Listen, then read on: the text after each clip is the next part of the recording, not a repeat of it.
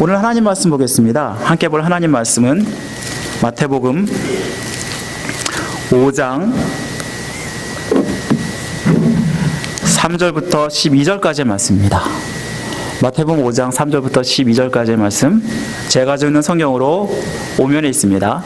다 같이 한 절씩 교독하도록 하겠습니다. 심령이 가난한 자는 복이 있나니 천국이 그들의 것이며,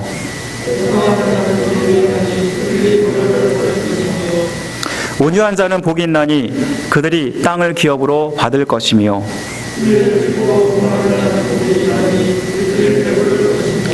긍휼히 여기는 자는 복이 있나니 그들이 긍휼히 여김을 받을 것이며,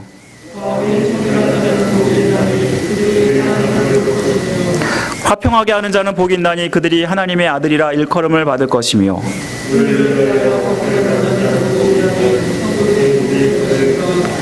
나로 말미암아 너희를 욕하고 박해하고 거짓으로 너희를 거슬러 모든 악한 말을 할 때에는 너희에게 복이 있나니,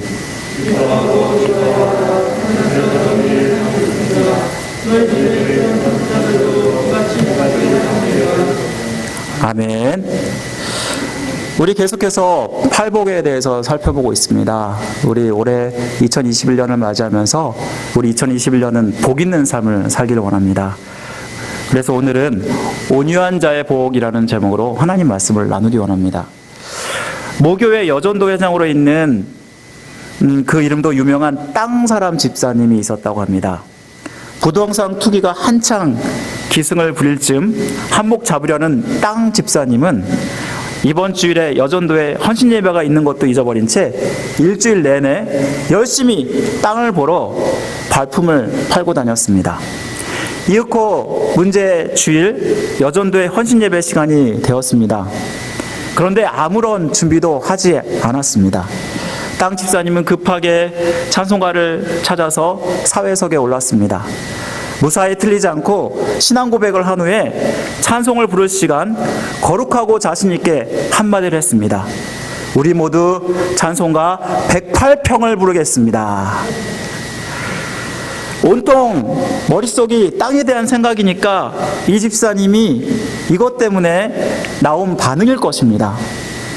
우리나라 사람처럼 땅 투기를 좋아하는 사람도 없을 것 같습니다. 우리나라 사람에게 땅만 있으면요 정말 부자라고 합니다. 요즘 한국에서 강남의 땅 한 평이 얼마인지 아십니까? 땅 한 평이 10억 원이라고 합니다. 테헤란로에 가면은 그곳이 가장 비싼 땅인데 10억 원을 효과한다고 하니까 와, 정말 땅이 있는 사람 부자구나, 그 말이 실감이 납니다. 그래서 사람들이 어떻게 하든 땅을 소유하려고 하는데요, 이렇게 보면 우리나라 사람들이 가장 팔복 중에서 좋아하는 복이 어떤 복일까요? 아무래도 오늘 말씀이 아닐까요? 온유한 자는 복이 있나니 땅을 기업으로 얻을 것이며. 그런데 이 말씀을 대하면서 걸리는 게 있습니다. 그것이 무엇일까요? 바로 온유한 자라는 것입니다. 온유한 자면 사람들의 생각하는 이미지는 힘이 없고 항상 양보하고 연약하고 무력한 이러한 사람들을 떠올릴 것입니다. 한 목사님이 겪으신 일인데요, 나이가 지긋하신 부인이 자기 사회를 못마땅하게 여기면서 불평하는 말을 들었다고 합니다. 심성이 좋아서 법도 없어도 사는 사람이고요, 말도 하지 마십시오. 진절머리가 납니다. 제 식구 하나 벌어먹이지 못하는 주제에 사람만 좋으면 무엇합니까? 차라리 성과를 부리면서 주먹질을 하면서라도 제 식구 제대로 먹여 살리는 그러한 사람이 100배 낫습니다. 누구나 강자가 되어서 대우받기를 원하지 무력한 사람이 되기를 원하는 사람은 없습니다. 이 세상에서도요, 땅을 많이 차지하는 사람은 강한 자, 돈 많은 자, 권세를 가진 자, 이런 사람이 아닙니까? 역사적으로도요, 땅을 많이 차지한 사람은 알렉산더나 징기스칸이나 나폴레옹과 같은 전복 전쟁을 잘하는 사람이 아니었습니까? 현대에도 돈이 많거나 권세가 많으면 쉽게 땅을 차지하지 않습니까? 그렇다면 예수님이 팔복에서 말하는 온유한 자가 땅을 얻을 것이다 라는 말씀은 도대체 무슨 의미일까요? 어떻게 하면 우리는 온유한 자가 되어서 땅을 차지할 수 있는 복을 누릴 수 있을까요? 우리가 이에 대한 해답을 얻기 위해서 온유한 자가 누구인지를 아는 것이 필요합니다. 사랑하는 성도 여러분, 여러분이 생각하기에 온유한 사람은 누구를 가르칠까요? 사람들이 온유한 사람 하면은 성격 좋은 사람을 떠올립니다. 온유하다라는 말을 국어사전에 보니까 성격과 태도가 온화하고 부드럽다. 그래서 성격이 나긋나긋해서 화를 잘 안 내는 그런 사람, 유순한 성격의 사람을 말한다고 합니다. 그래서 많은 사람들이 온유하면은 타고난 성품이라고 생각할 수 있습니다. 과연 이러한 사람이 성경이 말하는 온유한 사람일까요? 우리가 성경에서 온유라는 말은 많이 발견되지만 온유하다라고 말하는 사람은 2명밖에 없었습니다. 구약에서는 모세였고요, 신약에서는 예수님이었습니다. 모세는 민수기 12장 3절에 보면은 이 사람 모세는 온유함이 지면의 모든 사람보다 더하더라라고 말씀하고 있습니다. 또 예수님 마태복음 11장 29절에 보면은 나는 마음이 온유하고 겸손하니 나의 멍에를 메고 내게 배우라라고 말씀하고 있습니다.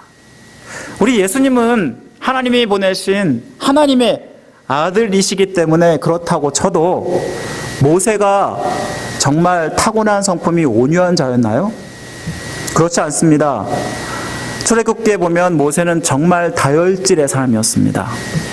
모세가 애굽의 왕제로 있을 때 이집트 관리가 이스라엘 백성을 몹시 때리고 있는 모습을 보게 되었습니다.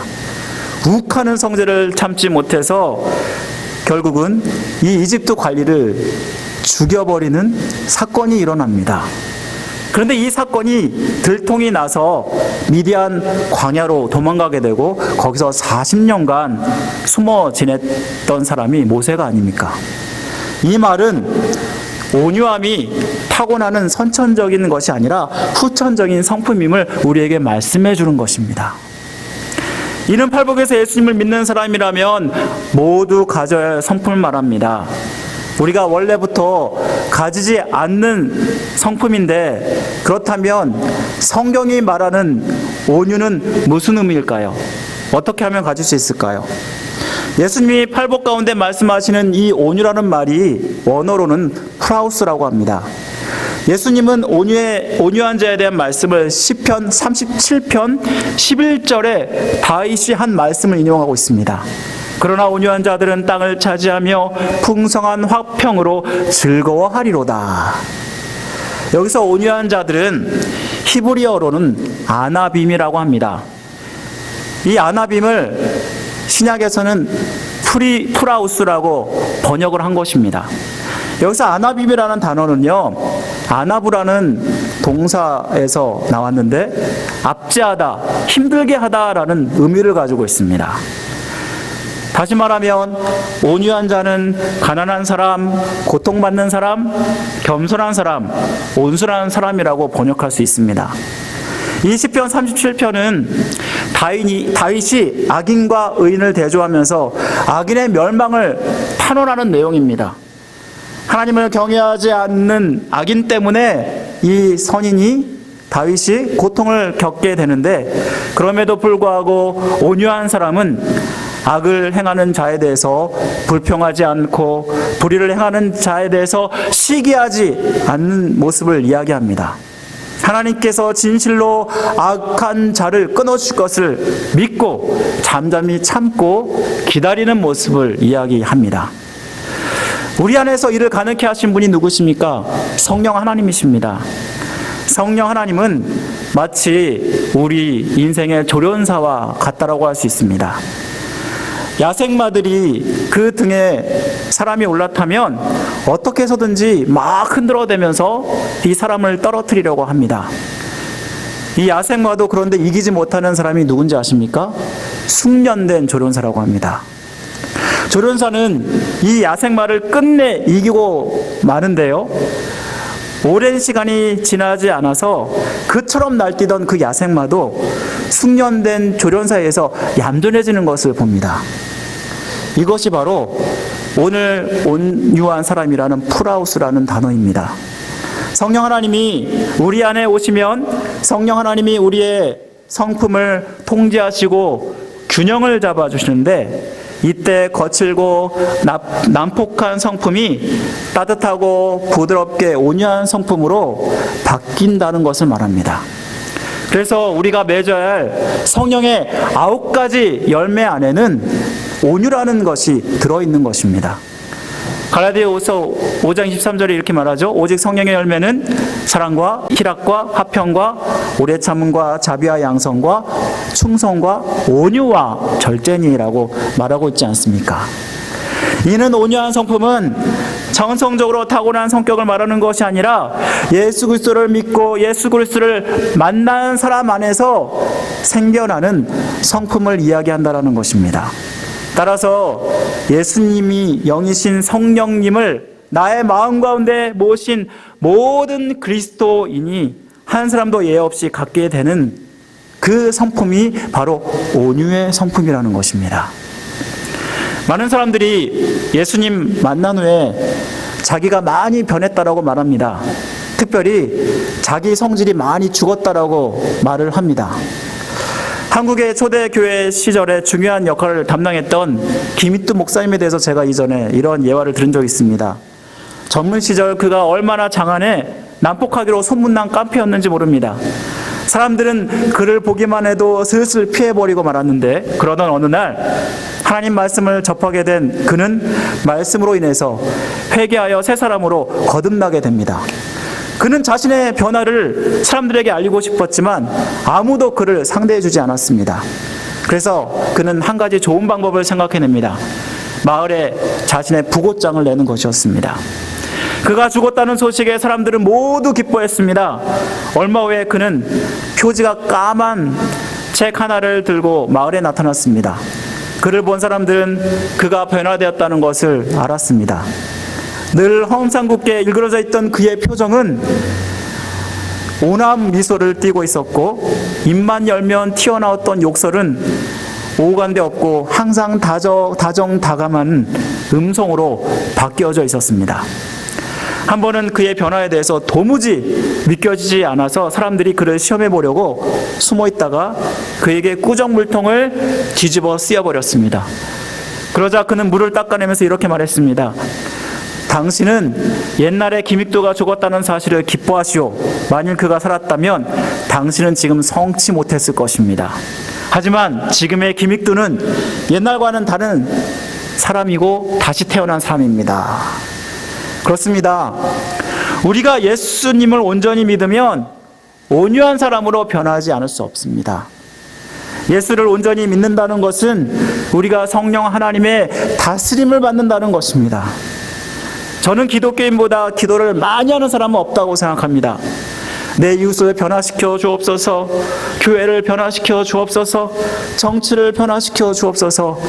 우리가 얼마나 이런 기도를 많이 하나님께 드립니까? 그런데 여전히 그렇게 수많은 기도를 드렸는데 세상은 어떤가요? 여전히 변하지 않고 있습니다. 오히려 기독교인들이 욕을 먹고 있습니다. 많이 기도를 드림에도 불구하고 왜 이런 일들이 일어날까요? 왜냐하면 다른 사람은 변해도 나는 변하려고 하지 않기 때문이 아닌가요? 한 유명한 박사가 이런 말을 했습니다.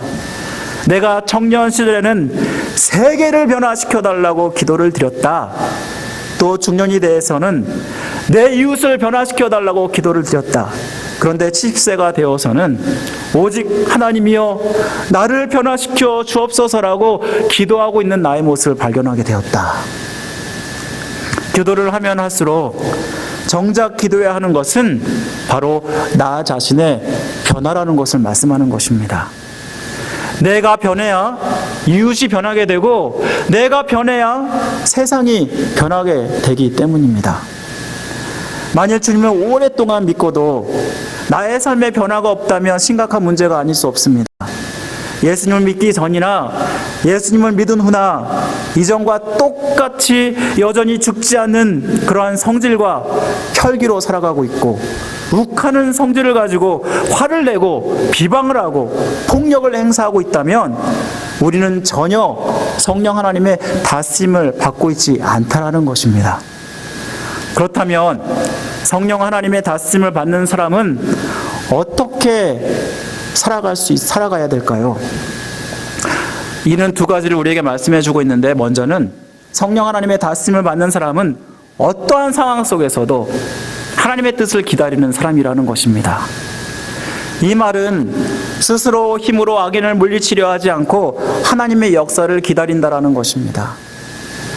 오늘 우리가 모세와 예수님을 예를 들었는데, 모세야말로 그런 사람이었습니다.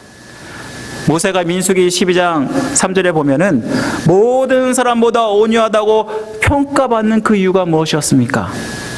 이 말씀은 여러분도 잘 알다시피 모세가 미리암과 아론에 의해서 굉장히 비판을 받고 있는 그런 상황이었습니다.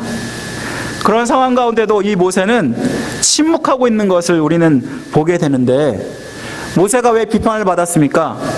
구스 출신의 이방인 여자와 혼인했다가 미리암과 아론의 비판을 받게 되는데, 이 여자가 이방인이었다라는 것입니다. 그런데 이 말씀을 가만히 보면요, 본질적인 문제는 모세가 구스 여자를 취해서가 아니었습니다. 이들이 문제를 제기한 것은 지도자 자리 다툼이었습니다. 똑같이 일을 하는데 왜 모세만 이스라엘 백성 가운데 지도자로 추앙을 받고 자기들은 그렇지 못하느냐, 그것에 대한 질투와 탐욕으로 인해서 그들이 이러한 일들을 벌인 것입니다. 근데 그때 모세는 어떻게 반응합니까? 미리암과 아론을 원망하지 않습니다. 하나님께 하소연하지도 않습니다. 하나님, 저들이 저를 비방합니다 하면서 막 그런 이야기조차 성경에는 기록되어 있지 않습니다. 그는 침묵했습니다. 그 이유가 무엇이었습니까? 이는 누구보다 그가 이것 때문에 온유하다고 평가를 받는데 자기가 이 문제를 모두 다 하나님께 맡겨버렸기 때문입니다. 모세는 메사가 이렇게 하나님께 맡기면서 모든 것을 해결해 갔습니다. 이스라엘 백성이 원망하고 불평할 때도 백성들을 원망하고 불평하지 않고 하나님께 맡겼습니다. 바로 이것이 주님이 우리에게 원하시는 모습이라는 것입니다. 사람의 속성이 무엇입니까? 내가 당한 대로 갚아주는 것이 사람의 속성입니다. 이러다 보면 당장 속은 시원할지 모르겠습니다.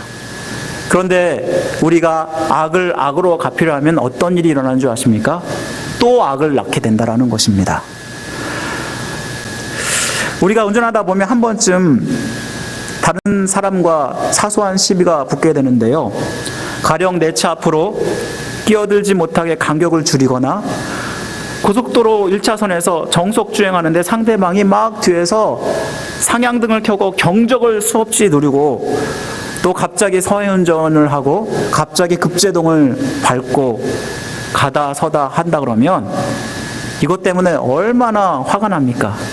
그래서 사람들이 보복운전을 하게 되는데 이 사고가 결국은 큰 사고로 이어진다라는 것입니다. 한국에서 남해 고속도로에서 4중 충돌 사고가 발생했습니다. 시속 100km로 달리던 화물차가 벼랑간 20km로 급제동을 함으로 말미암아 승용차와 화물차가 뒤에 따라오면서 갑자기 가까스로 멈춰섰습니다. 그런데 더 뒤에서 더 큰 대형 화물차가 그 속도를 줄이지 못해서 결국은 충돌하고 말았습니다. 이 사고로 승용차에 타고 있던 운전자가 사망하는 일이 발생했습니다. 승용차 운전자가 갑자기 화물차 앞으로 끼어들기를 하자 이에 화가 난 화물차 운전사가 보복운전을 한 것입니다. 그래서 급제동을 건 것이었습니다. 승용차 운전자를 향해 가속과 감속을 반복하다가 결국은 이 급제동으로 죽게 만 것입니다. 결국 이 화물차 운전자는 징역 6년을 선고받고 감옥에 들어갔다고 합니다. 믿는 사람은 악을 악으로 갚지 말고 선으로 악을 이겨야 하는 것입니다. 그게 무엇인가요? 주님께 모든 것을 맡겨버리는 것입니다. 로마서 12장 19절 말씀 이렇게 말씀합니다. 내 사랑하는 자들아, 너희가 친히 원수를 갚지 말고 하나님의 진노하심에 맡기라. 기록되었으되 원수 갚는 것이 내게 있으니 내가 갚으리라. 이렇게 주님께서 말씀하지 않으십니까? 그렇다면 우리가 이렇게 주님께 맡기려면 어떻게 해야 될까요? 우리가 급한 마음을 버리고 인내하고 침묵하는 것입니다. 전도서 7장 9절 이렇게 말합니다. 급한 마음으로 노를 바라지 말라. 노는 우매한 자들의 품에 머무름이니라. 또 시편 38편 12절부터 14절은 이렇게 말합니다. 내 생명을 찾는 자가 올무를 놓고 나를 해하려는 자가 괴악한 일을 말하며 종일토록 음모를 꾸미오나 나는 못 듣는 자같이 듣지 아니하고 말 못하는 자같이 입을 열지 아니하오니 나는 듣지 못하는 자 같아서 내 입에는 반박할 말이 없나이다. 사랑하는 성도 여러분, 아무리 고난을 당하고 어려움을 당해도 내가 침묵하고 인내할 때, 그리고 하나님께 맡길 때 하나님이 하신다라는 것입니다. 하나님이 우리의 모든 사정을 다 알고 계시지 않습니까? 이런 하나님을 우리가 믿는다면 우리가 우리 스스로 보복하는 것이 아니라 하나님께 맡길 때 하나님이 해 주신다라는 것입니다.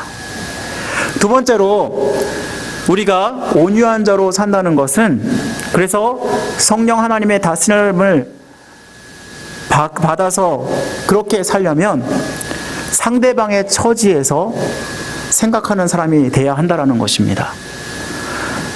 우리는 내 입장에서 나의 의분대로, 성질대로 하면 어떻게 될까요? 다른 사람들이 반드시 상처를 받게 된다는 것입니다. 그런데 온유한 사람은 어떤가요? 다른 사람이 상처를 받을 것을 염려해서 배려하면서 말을 한다는 것입니다. 모세가 의로운 사람이라고 했던 것은, 그리고 온유한 사람이라고 했던 것은 그가 항상 백성의 입장에서 생각했기 때문입니다. 이스라엘 백성이야말로 하나님께 항상 불평하고 원망했던 자들입니다. 물이 없다고 원망하고, 먹을 것이 없다고 원망하고, 고기가 없다고 원망하고, 정말 처음부터 원망해서 끝까지 원망했던 이스라엘 백성들이 아닙니까? 그래서 심지어는 주님이 이들을 멸망시키려 할 때도 있었습니다. 모세가 시내산에 올라가서 율법을 받기 위해서 40일 동안 그곳에 머물게 됩니다. 근데 40일 동안 안 내려오자 이스라엘 백성들은 불평하면서 우리를 인도하던 모세가 어디 있느냐 하면서 그때 무엇을 만듭니까? 금송아지를 만듭니다. 이것이 바로 우리를 인도하는 모세를 대신한 자이다, 하나님이다 하면서, 그러면서 금송아지를 숭배하게 되는데요. 그래서 하나님이 모세를 제외한 이스라엘 백성들을 모두 진멸시키려 하였습니다. 내가 이스라엘 백성 모두를 진멸하고 너를 통해서 이스라엘 나라를 다시 세울 것이다. 그때 모세가 어떻게 합니까? 백성을 위해서 은총을 구합니다. 출애굽기 32장 31절 32절에 보면은 이렇게 하나님 앞에 고백하고 있습니다. 모세가 여호와께로 다시 나아가 여짜오되 슬프도소이다. 이 백성이 자기들 위하여 금신을 만들었사오니 큰 죄를 범하였나이다. 그러나 이제 그들의 죄를 사하여 주옵소서. 그렇지 아니하시면 원하건대 주께서 기록하신 책에서 내 이름을 지워버려 주옵소서. 이스라엘 백성이 하나님의 무서운 멸망에서 벗어날 수 있었던 것은 모세의 간절한 간구 때문이었음을 우리는 알게 됩니다. 이 말씀은 우리가 온유하려면 상대방의 입장에서 항상 생각하고 관용하고 용서하는 모습이 우리에게 필요하다는 것입니다. 우리는 우리가 화를 누르지 않고 불같은 성질대로 하다 보면 사람들의 화를 돋구게 됩니다. 그런데 이 모습이 하나님의 백성의 모습이 아니고 교회를 섬기는 그리스도인들의 모습이 아니라는 것입니다. 특별히 교회라는 공동체에서 만약 이러한 모습으로 우리가 신앙생활하면 어떤 일이 일어날까요? 온유하지 못한 사람들의 말과 행동으로 인해서 우리의 인격이, 우리의 마음이 얼마나도 상처를 받을까요? 결국 이것이 교회를 하나 되지 못하게 하고 화합되지 못하게 하는 불씨가 된다라는 것입니다. 나의 마음에 큰 상처를 주는데 내 스타일은 뒤끝이 없어요. 이렇게 말하는 사람들이 있습니다. 어느 날 한 부인이 목사님께 찾아와서 저는 화를 잘 내는 게 흠입니다. 그렇지만 오래 가지 않습니다. 이렇게 말하는 것이었습니다. 그러자 그 목사님은 자매님, 당신의 화는 오래 가지 않지만 당신의 성내모로 인해서 누군가의 마음에 남겨진 그 상처는 아주 오랫동안 지속된다는 사실을 기억하십시오 라고 말하는 것이었습니다. 정말 우리에게 필요한 모습이 무엇입니까? 관용하고 용서하는 모습입니다. 제자들이 예수님께 물어봅니다. 형제들이 자기에게 범죄하면 제가 얼마나 용서해야 됩니까? 라고 물어보게 되는데 주님이 이때 무엇이라고 말합니까? 7번씩 70번이라도 용서하라고 말하지 않습니까? 이 말씀에서 7번은 완전수를 얘기합니다. 완전한 용서를 얘기하는데 7번을 용서할 뿐만 아니라 7번씩 70번씩 용서한다는 것은 한없이 관용하라는 뜻입니다. 우리가 관용하려면 우리는 성급하게 내는 분노를 참아야 하는 것을 분명히 알아야 합니다. 그래서 보통 우리가 누구에게 화가 나는 일이 있어도요, 이 말을 내뱉기 전에 3초간 혹은 5초간 참으라고 말합니다. 왜냐하면 3초나 5초라도 잠깐 참으면 그 화가 다시 누그러뜨려져서 우리는 냉정한 그러한 판단력으로 우리가 모든 것들을 할 수 있기 때문입니다. 저는 누군가 이러한 일들이 있을 때마다 항상 이것을 기억합니다. 만약 내가 이 말을 하면 성도들이 마음에 상처받으면 어떡하지? 그러면서 말을 조심하려고 그렇게 하는데요. 그렇습니다. 우리가 성령의 온유함을 우리가 닮으려면 결국은 우리가 항상 관용하는 모습이 필요하다라는 것입니다.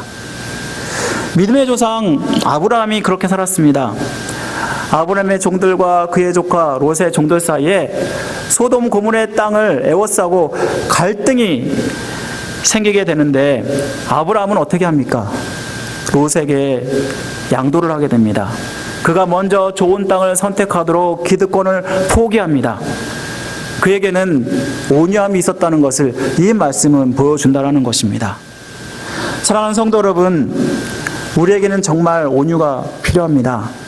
이 온유야말로 많은 사람들을 하나 되게 하고 그리고 이 온유를 통해서 화평을 이루게 된다는 것입니다. 그렇다면 우리가 이 온유함을 통해서 땅을 기업으로 받는다라고 말씀하고 있는데 이 말씀이 도대체 무엇일까요? 만약에 이 말씀 문자 그대로 땅을 기업으로 받는다면 아마 이 세상에서 온유하려고 하지 않는 사람은 없을 것입니다. 그런데 정말 온유한 사람이 땅을 받는다는 것은 문자 그대로의 말씀이 아닐 것입니다. 우리가 온유할 때 땅을 받는다라는 이 말씀은요, 먼저는 우리의 지경이 넓어진다라는 것입니다. 사랑하는 성도 여러분, 만약에 여러분들이 온유할 때 누구의 마음을 얻게 되나요? 사람들의 마음을 얻게 됩니다. 사람들의 마음을 얻어서 결국은 승리하게 된다는 것입니다. 비록 처음에는 내가 지는 것 같고 내가 물러서는 것 같고 내가 연약해 보이는 것 같고 그렇게 생각이 들지만 결코 그렇지 않다라는 것입니다. 내가 질 때 이것이 이기는 것이고 결국은 이것을 통해서 반드시 승리하게 된다는 것입니다. 바로 이삭이 그렇지 않았습니까? 이삭이 우물을 팠습니다. 그런데 그 당시에 그 주변의 가나안 사람들이 결국은 이 우물을 빼앗아 갑니다. 그때 이 이삭은 조용히 다시 다른 곳에 가서 우물을 팝니다. 결국 그때도 종들 간에 다툼이 일어나서 빼앗기게 됩니다. 결국 이렇게 해서 3번 빼앗기게 돼서 마지막에 아비멜렉이 그 장교와 함께 찾아오게 됩니다. 근데 그때 이 아비멜렉이 무엇이라고 얘기하지 않습니까? 나는 너가 하나님과 함께하는 것을 보았다. 그래서 나는 너와 언약을 맺기를 원한다. 이것이 무엇을 얘기합니까? 이삭이 온유했더니 결국 하나님이 그 땅을 얻게 하고 승리하게 하셨다는 것을 말하지 않습니까? 부부를 위한 세미나에서 한 유명한 강사가 이런 간증을 했습니다. 그는 결혼 초기에 부부싸움을 하면 어떻게 해서든지 부인을 굴복시켰고 그렇게 하는 것이 가장의 권위를 세우는 것이라고 생각했습니다. 그래서 싸움을 할 때마다 점점 더 부인이 자신을 존경하지 않는 것을 그렇지만 발견하게 되었습니다. 한참을 고민한 그는 방법을 바꾸어서 싸움을 하면 무조건 져주었습니다. 그랬더니 부인은 전보다 더 남편을 존경하더라는 것입니다. 예수님은 온유한 자가 복이 있다라고 말씀하는데 결국은 이 온유한 자가 승리하게 된다라는 것을 말씀합니다. 사랑하는 성도 여러분, 온유한 자는 결국 사람의 마음을 얻게 됩니다. 그리고 승리하게 된다라는 것입니다. 또한 이 땅을 얻는다는 것은 무엇을 얘기하냐면 앞으로 우리가 바라볼 새 하늘과 새 땅을 이야기한다라는 것입니다. 가나안 백성들이 출애굽을 향해서 열심히 광야를 걸어갔습니다. 그런데 이 가나안 땅은 결국은 무엇을 상징했냐면 바로 우리에게 주어질 저 천국을 상징했습니다. 요한계시록에 보면은 이 천국을 다시 말하면 새 하늘과 새 땅이라고 말씀하고 있습니다. 우리가 가야 할 땅, 바로 저 하늘나라를 이야기할 것입니다. 온유한 자는 땅을 얻는다라는 말씀은 결국은 우리가 이 온유한 대로 주님의 성품을 닮을 때 바로 이것이 구원을 얻게 된다라는 말씀일 것입니다. 사랑하는 성도 여러분, 저는 여기에 있는 모든 분들이 온유한 자로 살기를 원합니다. 이 온유는 우리가 성령의 다스림을 받을 때 가능한 것입니다. 성령의 다스림을 받으려면 결국 우리가 하나님의 뜻을 먼저 생각하는 것이고 그리고 다른 사람을 배려할 때 생겨나는 마음인 것입니다. 사랑하는 성도 여러분, 저는 이번 한 주도 모든 성도 여러분들이 온유한 자로 살기를 원합니다. 이 온유를 통해서 하나님의 살아계심을 증거하길 원하고 여러분의 삶 가운데 승리하는 삶이 되기를 원합니다. 이번 한 주도 이 말씀 기억하고 승리하는 모든 성도 되시기를 주님의 이름으로 간절히 축원드립니다. 기도하겠습니다. 사랑하는 하나님 아버지, 감사합니다. 오늘 말씀을 통해서 온유한 자가 땅을 얻는 팔복에 대해서 살펴보았습니다. 아버지 하나님, 바로 이 온유는 우리가 성령의 다스림 받을 때 가능하다는 것을 깨닫습니다. 정말 나는 주님을 믿는 자로서 온유한 자로 변화되고 있는지 우리 자신들을 돌아보게 하여 주옵소서. 내가 이제 예전에 예수님을 믿기 전의 모습대로 성질 날 때마다 성질을 부리고 사람들의 마음을 아프게 하고 공동체를 흐트러뜨리고 그러한 모습으로 우리가 살고 있지 않은지 우리 자신들을 돌아보게 하여 주시고 참으로 주님이 기뻐하시는 모습으로 이 땅 가운데 온유한 자로 살아가게 하여 주옵소서. 이를 통해서 우리가 우리의 지경이 넓어지게 하시고 또 아버지 하나님 주님이 주실 구원의 은혜를 받는 귀한 성도들로 삼아 주시기를 간절히 원합니다. 주님께서 이번 한 주도 이 말씀 가지고 승리하는 귀한 한 주 될 수 있도록 은혜 베풀어 주옵소서. 모든 것 주님께 의탁드리오며 우리를 죄에서 구원하신 예수 그리스도의 이름으로 간절히 기도드립니다. 아멘.